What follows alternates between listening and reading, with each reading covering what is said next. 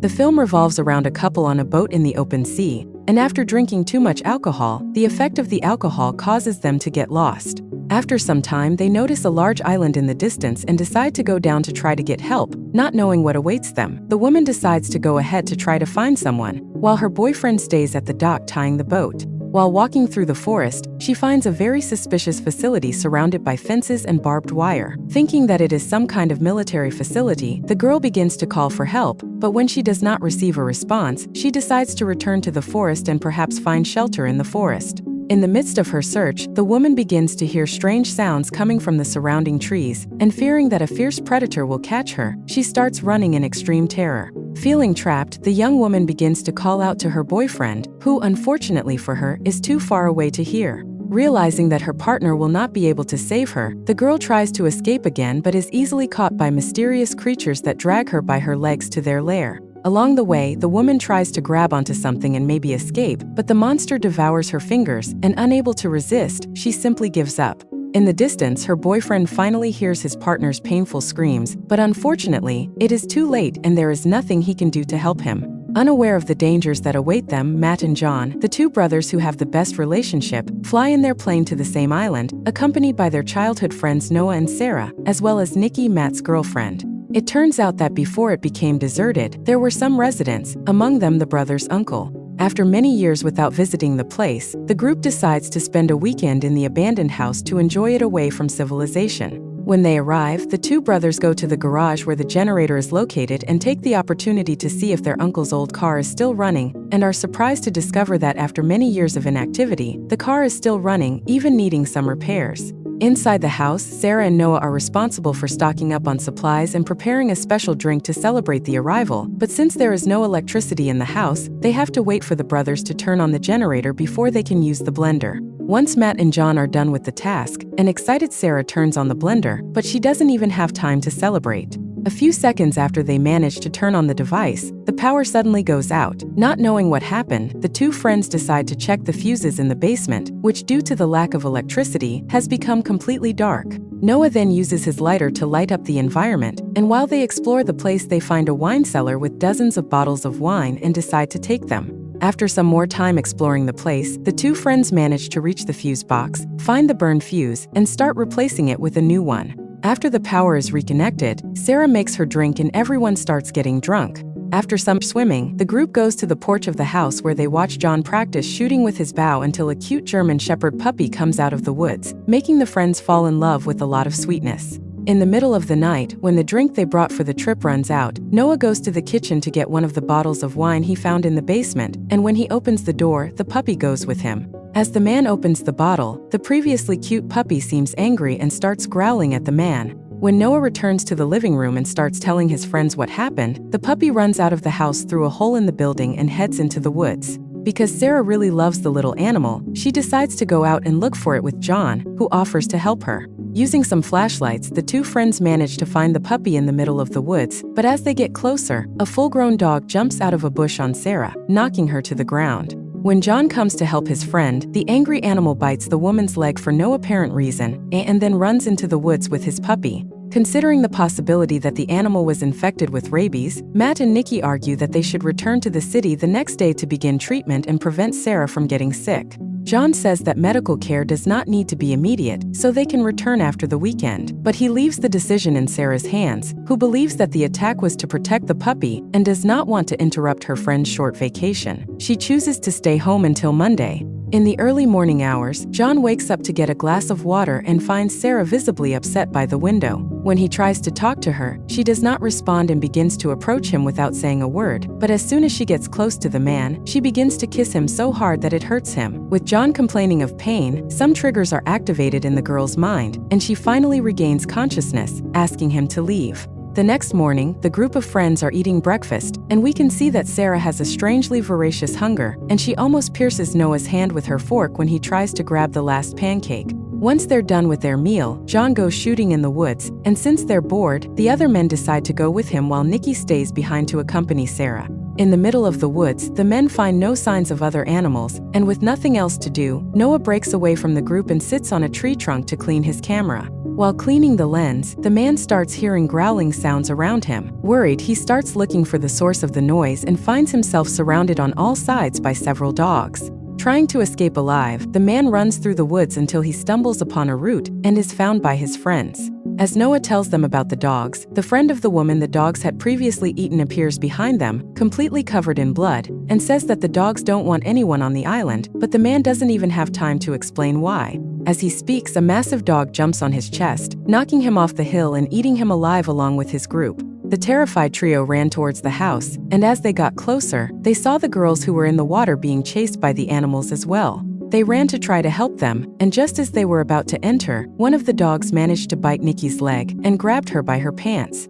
In an attempt to save her, John grabs his arrow and shoots it at the ferocious dog, but his shot ends up hitting the young woman in the leg, causing her severe pain, but he still manages to scare the creatures away. Once inside the house, Matt breaks the projectile with pliers and begins removing it to make a bandage. While preparing the bandages, the man tries to understand what is happening and tells his friends why this place is now a desert. Many years ago, a company rented part of the island to build a kennel to train some dogs to be guide dogs for the blind, but a few years later, one of the dogs contracted the rabies virus, and since they all frequented the same environment, the sick animal infected other dogs that managed to escape from the training center. With dozens of dogs infected all over the island, the kennel was closed, and the island was completely evacuated, becoming the desert it is today. But since the contamination occurred at least a year ago, the dogs must have already died. What Matt wonders now is how they are still alive after being infected for so long. After the inconclusive conversation, Noah, completely hysterical, starts screaming that they should call for medical help for the two injured girls, but the man's screams end up attracting one of the dogs, who jumps through the window and drops him to the ground. As soon as he gets up, the animal lunges at Sarah, and just as he is about to reach her, John stops him at the last moment. Seeing that without his help, his brother could get hurt too, Matt grabs a metal bar and shoves the piece of metal into the animal, who dies shortly after. Realizing that the house is not safe, the group gathers their belongings, and just as they are about to leave the house, they notice two rabid dogs on the pier, right where the plane they used to reach the island is. Matt then says that it is better to wait for the animals to leave, but a few seconds later, Noah looks out the window and sees the plane drifting with the tide because the dogs have cut the rope that was holding the plane. Seeing no sign of the dogs and knowing that they might lose the plane in the middle of the ocean if they take too long to reach it, the group of friends head to the pier, very worried. John jumped into the water to swim to the plane, but as he got closer, the tide turned the plane over, and the man could see that the two dogs who had cut the rope were actually hiding on the wing. The animals then jumped into the water and started swimming towards John, who desperately needed to get back to the dock to avoid getting trapped. Once they were all on solid ground, one of the ferocious dogs tried to attack them, but Noah managed to fend it off with his baseball bat. Taking advantage of the moment, they returned home, barely escaping the other animals. Realizing the capabilities of the angry dogs, the group began reinforcing the windows and cracks in the house with wooden boards. Once the improvements were complete, Noah tried to call the emergency services, but the mobile phones had no signal. Matt and John wrapped the body of the dog that tried to attack Sarah in a cloth and throw it outside. Although things seem safe, they decide that their best chance for survival is to head to the other side of the island, where there is a boat.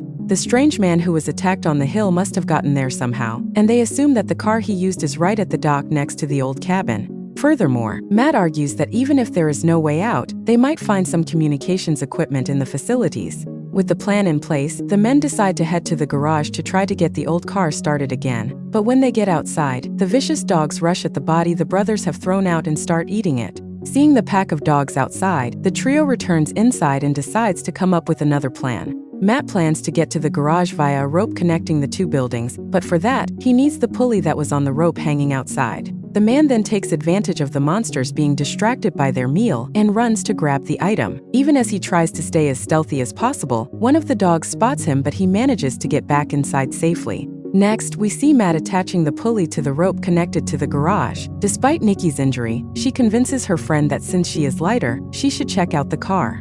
With everything ready, the girl begins to slide down the rope and makes it to the other side, but the ravenous dogs see her hanging like a piece of meat in a butcher shop and run towards her, while her friends try to distract the dogs. Once she is able to enter the garage, Nikki gets into the car and tries to start it, but the car shows no signs of life. Meanwhile, the dogs outside try to get in and manage to punch a hole in the gate big enough to get in. Nikki then climbs through the sunroof and has to cling to the wooden structures of the garage to avoid being eaten. Outside, the group pulls her back, and as the vicious dogs jump to reach her, John shoots an arrow into one of their hearts, finally saving Nikki. During the night, the power suddenly goes out, and Noah, believing it is due to the fuses working again, volunteers to go downstairs to reconnect the electricity. Once downstairs, he starts hearing strange noises coming from a room where a creepy doll is hanging at the entrance.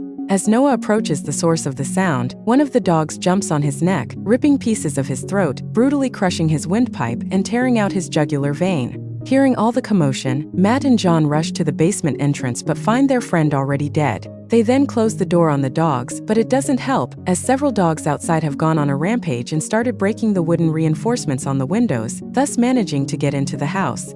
The group then decides to run to the attic, but as they get close to there, one of the demon dogs grabs Matt, jumps on his back and starts biting him, but John saves him, managing to restrain the animal. With everyone upstairs, the dogs have taken over the entire house, and with the only supplies they have left in the attic, they need to come up with a plan to get out as quickly as possible. When dawn comes, the group leaves the attic to check if the monsters are still in the house, but apparently they've all left. So the brothers head to the garage, and while John is behind the wheel, Matt pushes the car until it finally starts moving, but with all the noise, the dogs manage to track them down and start chasing them. The younger brother then jumps on the roof of the car and grabs the bow to try and hit them, but when one of the animals climbs onto the hood, John has to make a sharp turn, and with little support, Matt ends up dropping the bow. With no way to fight off the creatures, the man gets in through the sunroof, but at that very moment, the car stops on its own. Without needing to get out to push, John heads toward a cliff to gain speed and try to restart it. Although it's a rather stupid idea, it eventually works, and they barely escape with their lives. With the car finally starting, the brothers head home. But along the way, a bloodthirsty German shepherd jumps through the car window and nearly bites Matt. John saves him, swerving the car to the side, causing the mutant creature to crash into a pole.